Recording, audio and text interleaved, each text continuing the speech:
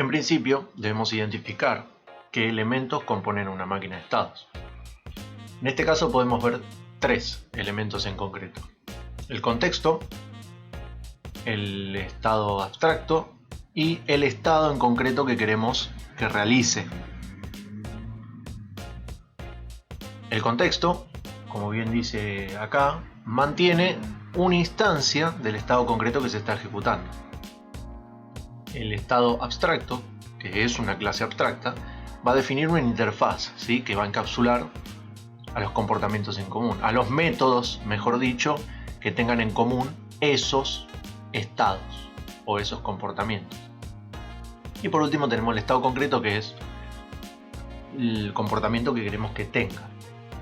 Por ejemplo, continuando con el video anterior, ¿sí?, nosotros teníamos dos estados, el idle y el agro. Bueno, en ese estado concreto vamos a tener qué es lo que debe hacer en el idle y qué es lo que debe hacer en el agro, ¿sí?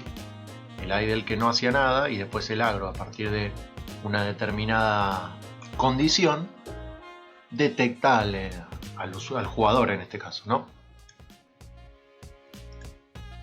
Muy bien. Haciendo entonces ahora un análisis de la anatomía, en otras palabras, de las relaciones entre estas clases que acabamos de nombrar, tenemos el siguiente diagrama. Tenemos el contexto, ¿sí?, que va a guardar una variable privada, y vamos a setear el estado que se está ejecutando en cada momento. A su vez, esto va a tener una referencia de la clase abstracta, y que el estado en concreto va a heredar de la clase abstracta.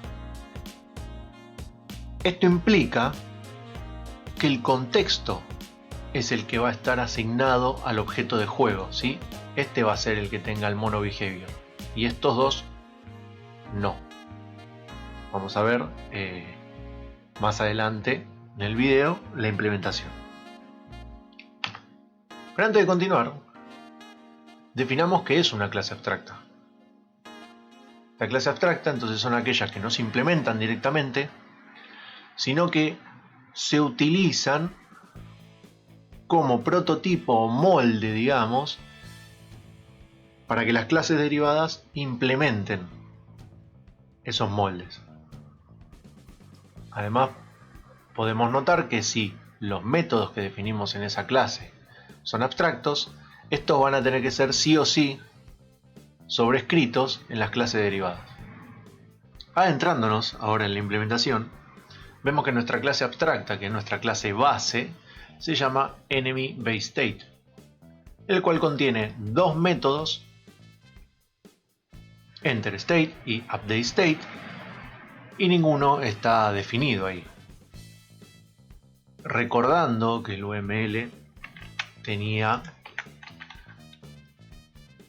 estos estados, ¿vieron? La clase abstracta y los estados concretos. Vemos que estos son los dos estados concretos. Ambos dos heredan de esta clase base e implementan y definen los dos métodos: cuando entra el estado y cuando se va actualizando, y además colocan una condición de salida. ¿Estamos de acuerdo hasta ahí? Como pueden ver, una de las palabras que tienen, yo dije que esto debía ser sobrescrito. Si nos ponemos a pensar en lo que dije antes, este abstract, fíjense que dice override. Estoy sobreescribiendo los métodos para definirlos concretamente en cada uno de los estados. En el attack, que nosotros lo llamamos agro en el video anterior, y el idle. Y como pueden ver, adentro, por parámetros, le pasamos el argumento del enemy controller. Este argumento enemy controller en el UML era lo que llamamos contexto. Y después lo que hacemos es implementar que cuando la distancia es mayor, bueno, o menor, ¿sí?, pasamos de un estado a otro. Nada más que eso en lo que se refiere a esta parte de la implementación. Adentrándonos ahora en la última parte de la implementación, vamos a hablar del enemy controller, es decir, lo que nosotros llamamos contexto en la diapositiva de la anatomía, ¿sí?, de la máquina de estados. Podemos ver entonces que, al igual que el video anterior, llevamos un rastreo de lo que es la posición del jugador, el transform, donde está.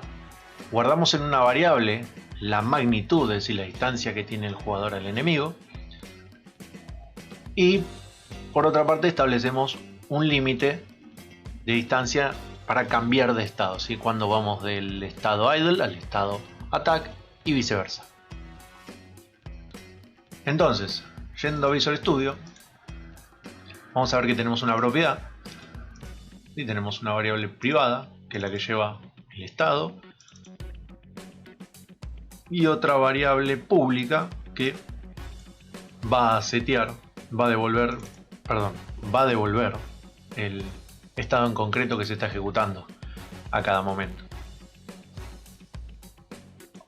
Instanciamos dos nuevos objetos de estas clases, ¿sí? Si tuviésemos más estado, seguiríamos agregando. Y por último, lo que tenemos es un método que hace la transición, es decir, que va a actualizar el estado en concreto, el current state, y va a llamar al método enterState. Recordemos que estos estaban en cada uno de estas clases, ¿sí? Por último, llevamos un cálculo de distancia frame a frame para ver si esta distancia al jugador no supone una condición de cambio de estado. Y bueno, y por último tenemos el gizmo, que es esto que ven acá, esta esfera medio rojiza que tiene una opacidad de 0.25. Si ponemos play y tratamos de hacer un traqueo en consola, van a ver que vamos a agregarlo. Me olvidé de agregar eso en consola.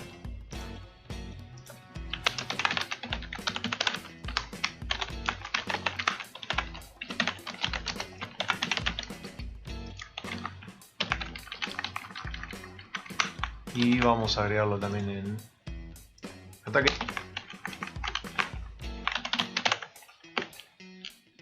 Guardemos. Control Shift S. Guarda varios archivos. Vamos acá. Una vez que termine de compilar Unity. Esto no tiene nada que ver con esto. Vamos al console. Van a ver que por defecto entra el idle state. Si ahora movemos, entra al ataque. Si salgo, ¿sí? Y volvió a entrar porque ahora volví a 2. Esto quiere decir que entra una vez a este método y después en el contexto, como se puede ver, siempre está llamando al método update. O sea que si yo pusiera un debug acá, se mostraría frame a frame que está en ataque. En este caso, si fuese, no sé, una torreta, por ejemplo, acá agregaríamos que dispare balas cada cierto tiempo, ¿sí? Y que dispare, o sea, que apunte y que dispare, que apunte y que dispare. Eso estaría acá, siempre y cuando esté en el estado de ataque. Otra cosa a aclarar respecto de esto, ¿cuáles serían las diferencias? Esto es lo más importante, ¿cuáles serían las diferencias? Bueno, en este caso solamente tenemos un script en el objeto de juego, cosa que esto se redujo considerablemente, y el resto de los scripts los tengo acá, ¿sí? Que no son monobehavior. Esa es otra de las cuestiones. Solamente heredan de monobehavior aquellos scripts que yo necesito que se ejecuten en tiempo de juego. Estos es como que estoy delegando a esta interfaz en mi controller, ¿sí? El funcionamiento de estas clases, ¿sí? De estos estados en concreto.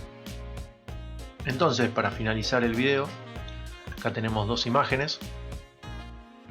Una del video anterior, ¿sí? Que muestra todos los estados, y el de ahora, que como pueden ver solo tenemos un script atado al objeto. Ventajas del state pattern bueno, es escalable, es decir, yo voy agregando estados y no tengo ningún problema, simplemente tengo que agregar pequeñas cosas acá, cada clase que voy agregando la tengo que agregar al enemy controller y listo, porque los métodos que va a usar van a ser los mismos, a menos que quiera agregar otros, pero el prototipo ya lo tengo en la clase abstracta. Esto es muchísimo más cómodo que tener un montón de scripts arrastrados, ¿sí?, al objeto. Por lo menos acá ya tenemos uno que los controla y después puedo seguir agregando los que se me cante. Como siempre, muchas gracias por vernos y nos vemos en el próximo video. Hasta luego.